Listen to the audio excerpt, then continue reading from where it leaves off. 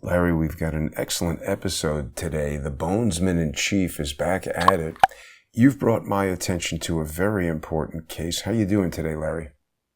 Doing well, thank you, Jason. It's good to see you. You're By the way, looking well. I won a very big victory for Laura Loomer. So I don't know if I told you that, You did. but her legal malpractice case against Ron Coleman, against the Dillon law firm, against the Mandelbaum law firm was sustained. It's going to go to trial.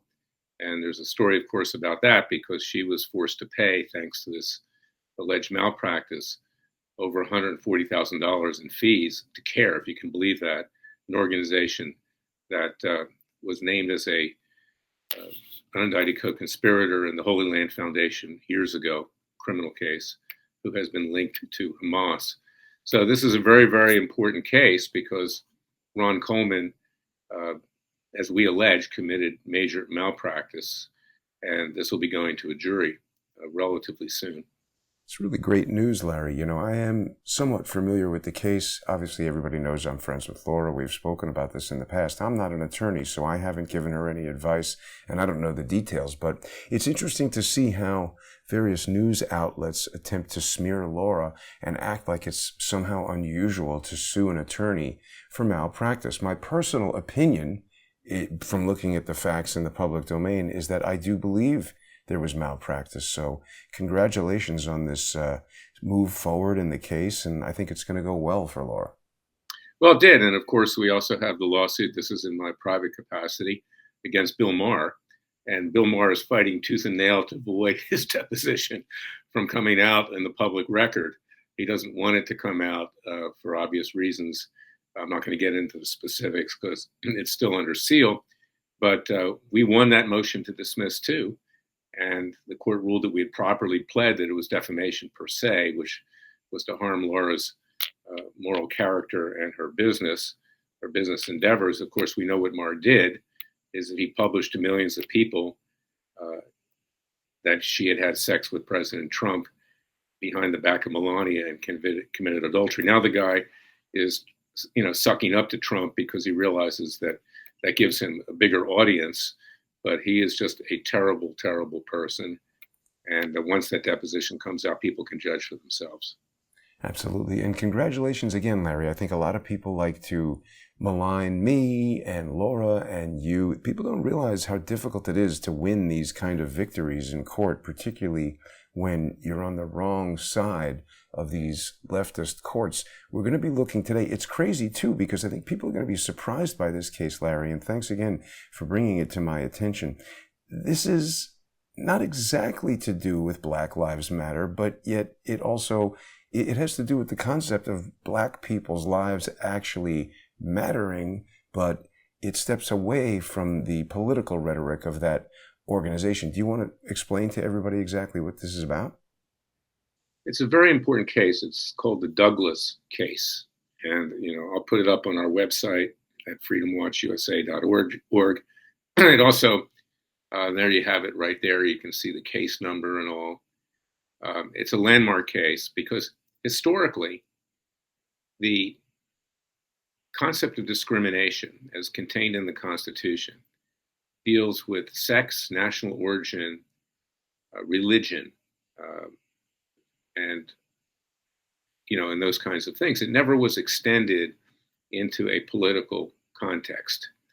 It was extended to cover so-called gay rights with gay marriage. Okay, and that's not in the Constitution either. And frankly, that was an illegal Supreme Court decision. And in fact, when the Dobbs case was decided, and of course now the FBI claims it's investigating finally how that got leaked. This was the Roe v. Wade case that overturned Roe v. Wade. The left thought that that was the precursor to overturning the Supreme Court decision, which allowed for gay marriage, because the Constitution really does not allow for gay marriage. That is a construct. But this case revolves around the fact that, after the riots that occurred, in the Midwest with regard to George what's his name? Floyd. George Floyd. Floyd, yeah.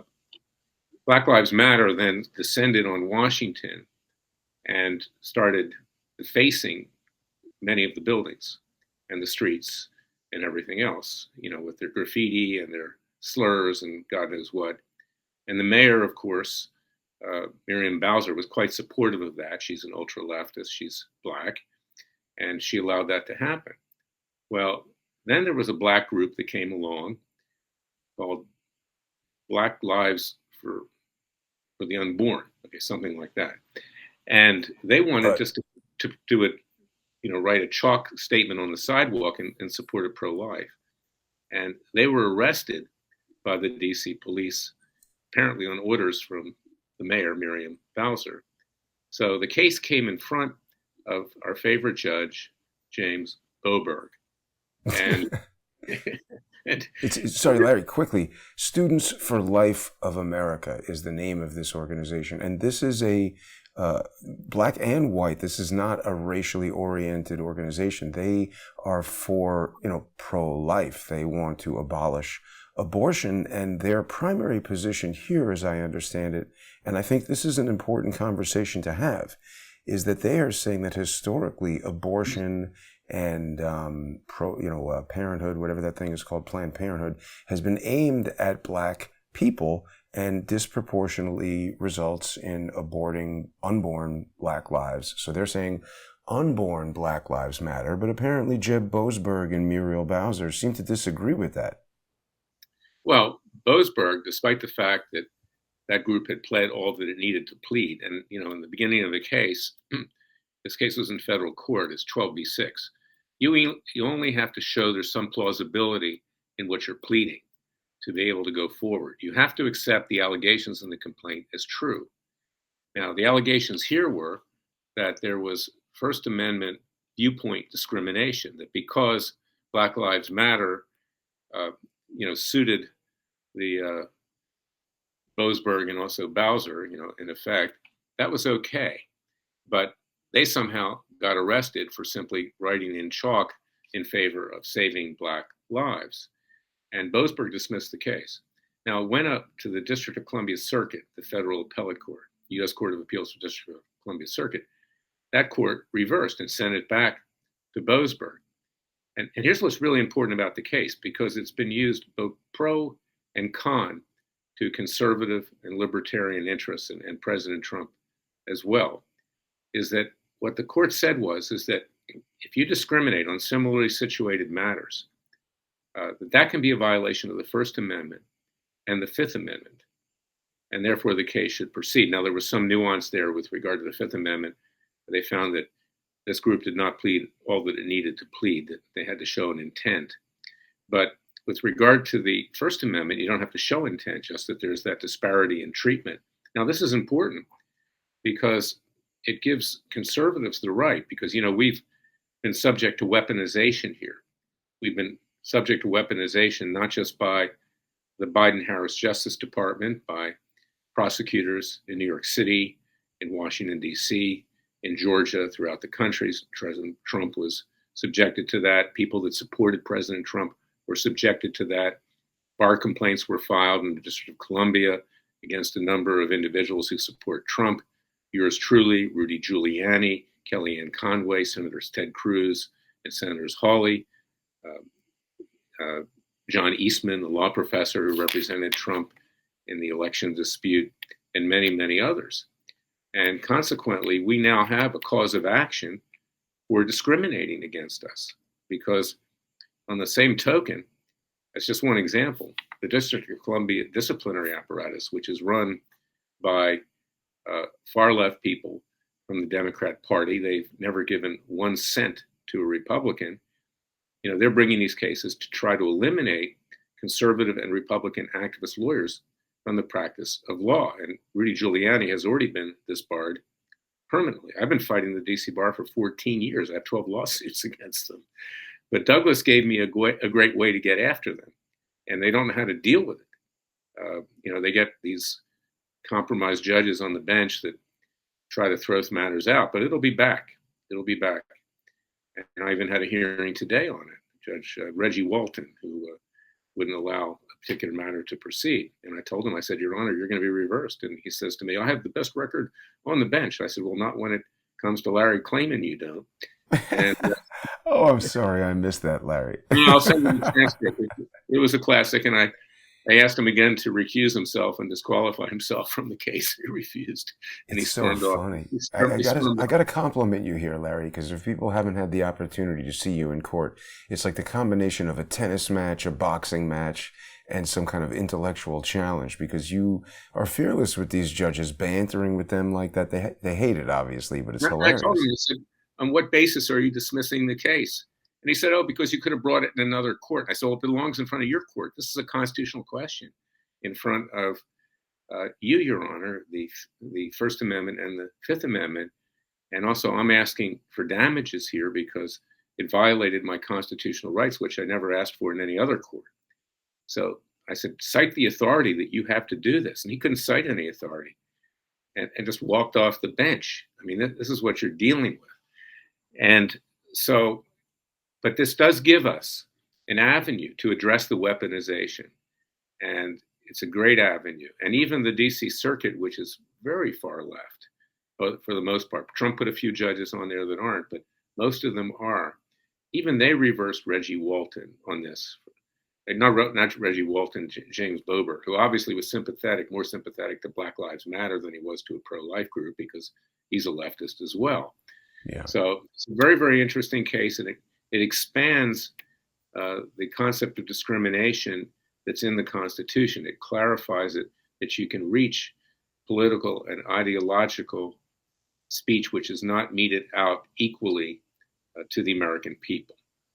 You know, it's interesting, Larry. I was looking at some of the opinions here, and Boasberg, he's a jackass, I have to say. This is his first memorandum opinion, and by the way, the case has been remanded to the district court, so it's going to continue under Boasberg. Everybody knows that he is a member of the Skull and Bones. I just find it interesting. I'd like to know more about how they select. Well, here's what's going to happen. I'll make the prediction now. It was remanded to him. It's currently in discovery. Okay. Mm-hmm. And it's been there for a while. He'll find some excuse to dismiss it again. That's what happened. Exactly. Years ago, let's get back to Reggie Walton. Okay. I sued OPEC for price fixing and market division. I sought to serve, and a case was assigned to Reggie Walton.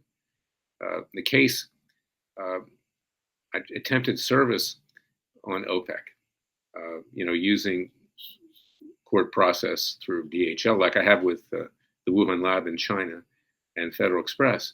And when they wouldn't accept, I actually went to Austria myself and served the complaint at OPEC's headquarters. You'll get a laugh out of this. I put the complaint in a wrapper of Playboy magazine. Oh. I knew somebody would open it up and read it. And anyway, they still denied service of process. If you can believe this, Austria has a law that you can't serve OPEC in Austria. It's no accident. Yeah, that was to lure OPEC to Austria, of course. And you know that Austria has a Nazi past. It was more Nazified than even Germany. Wow. Hitler, was Austria.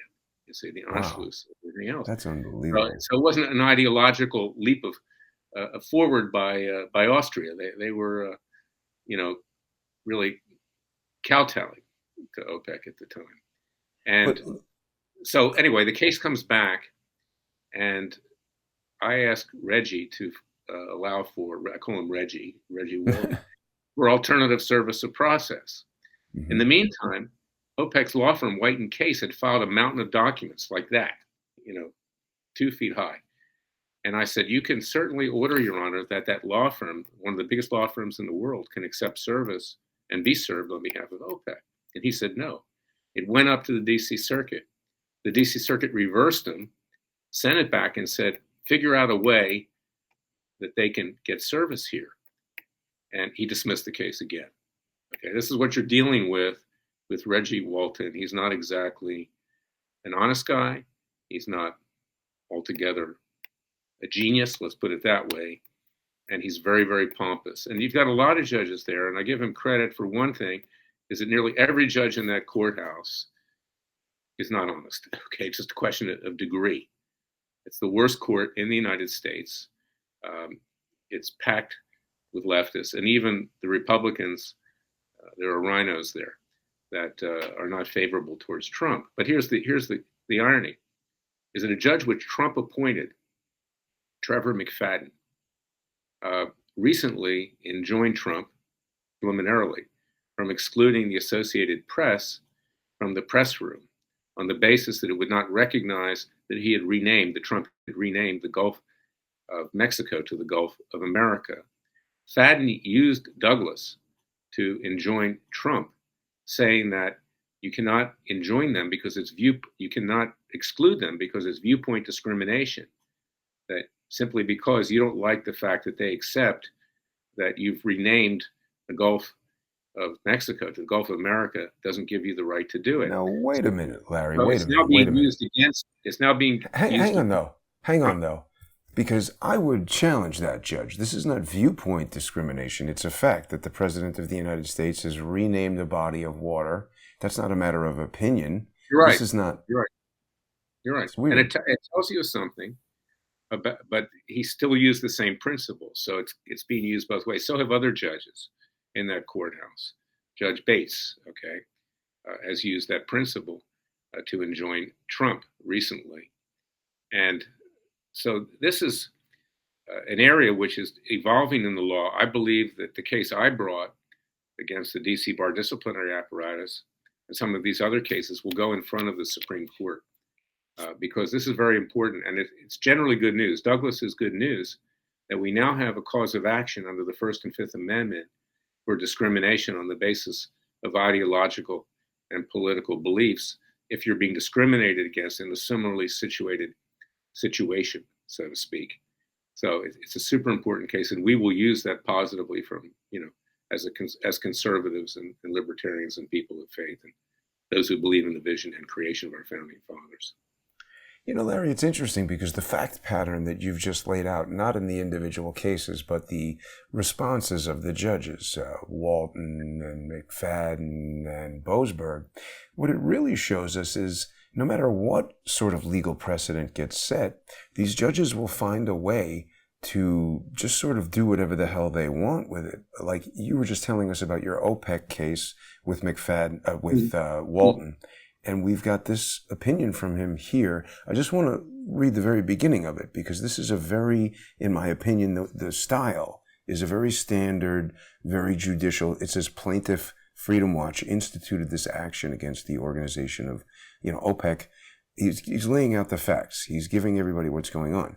But if we switch over here and take a look at our buddy Boasberg, he is it's almost like he's writing a play. We have different lawyers like Adam Schiff who wish they were screenwriters. Here Boasberg says, large gatherings often spawn expression in a variety of forms. At last summer's protests, sparked by the killing of George Floyd in Minneapolis, there were no exception. Tens of thousands of demonstrators. He's building his case here because he said that these two parties were not similarly situated simply because this George Floyd protest had grown in such a scale and that the size of this Students for Life organization was much smaller. But as you said, the appellate court disagreed that the size of the organization or the size of the protest, the popularity of the opinion didn't matter. And when we look at this other opinion here from Boasberg, it's quite interesting to see that he is, again, being very colorful. He says, with the paint barely dry on its earlier decision in this matter. And he's talking about the paint in the street. He's being very subtextual here in a way that is... He's grandstanding. He's right. He loves himself. He wants the notoriety. He's trying to get himself worked into, the leftist Democrat community and, for all the accolades, the parties in Georgetown and, God knows what else. And recently there was a decision by Beryl Howe in that court. She was chief judge during the witch hunt investigation of Robert Mueller. I asked her to look into the leaks that were coming out. She refused to do that. She had control over that on the grand jury. But she issued a decision recently with regard to the law firm of Perkins Coie, a corrupt law firm, a law firm that, through Mark Elias, laundered money from Hillary Clinton to trigger the Russian collusion investigation, paying for the dossier, the phony fraudulent dossier of Christopher Steele. Now, Trump had the right to remove the security clearances of Perkins Coie and Mark Elias. Mark Elias, frankly, is a vile leftist lawyer knowing no bounds, totally unethical. Of course, the DC bar doesn't investigate him or take any action because he's leftist and they're leftists and they're socialists and they're Democrats. But the special counsel, John Durham, actually found that he had lied, about his actions in that case. And Burl Howe starts off saying, quoting Shakespeare, Shakespeare said, kill all the lawyers. She's very theatrical too. They're really impressed with themselves, super impressed with themselves. And she enjoins Trump permanently from removing Perkins Coie's national security clearances and barring them from doing government business with the executive branch. She can't do that. Ultra now, vires. The same judge, going back several years, throughout a case I filed for Sheriff Joe Arpaio when Obama declared amnesty for 5 million illegal aliens. And she said, oh, it was just a political matter. I can't reach it. Well, just so happens, I then intervened in a case brought by 25 attorneys general in Texas, and we got the opposite decision. It went to the Fifth Circuit. It was sustained. It went to the Supreme Court. There was a split. And in fact, Obama's amnesty was invalidated because a split goes to, what the Fifth Circuit had done. This is Burl Howe. Okay, so she also used Douglas as a way to enjoin Trump. So now, it's being used by both sides, but these leftist judges, these Democrat judges, pervert the interpretation of Douglas to suit their own ends, you see. But the very fact that we now have this authority is good. And we can find some judges, hopefully, that will, put their foot down and not be like Reggie Walton, who comes off on the bench and says, "I just feel like dismissing it in effect." Or if you don't like it, take it to the D.C. Circuit. And I said, Your Honor, I already did once, and you were reversed then too. That's when he said, "I have the best record of not being reversed." I said, Your Honor, that certainly doesn't apply to Larry Klayman, does it? I said, This case is coming back, Your Honor. It's coming back lickety split. So get ready. And then he wouldn't let me proffer evidence that I had of the discrimination. I said, I think that the DC Circuit should see it when they consider my appeal. And I've already appealed it. I appealed it within milliseconds of his ruling today. Now, we're going to have another opportunity to talk about that. We're almost out of time here, though. People are going to be able to join us on your Substack. People can get onto larryklayman.substack.com. They can find the link on freedomwatchusa.org. We're also going to be, of course, simulcasting on all the Crowdsource the Truth channels on subscribestar.com and patreon.com/crowdsourcethetruth, on Odyssey and on crowdsourcethetruth.substack.com. People who subscribe to me on X will be able to join us as well. Larry, I've got a surprise for you, and it pertains to what you were just talking about with Burl Howe. Just like JEB Boasberg, I am also at it again, Larry. I have filed a application to be an amicus curiae in yet another case.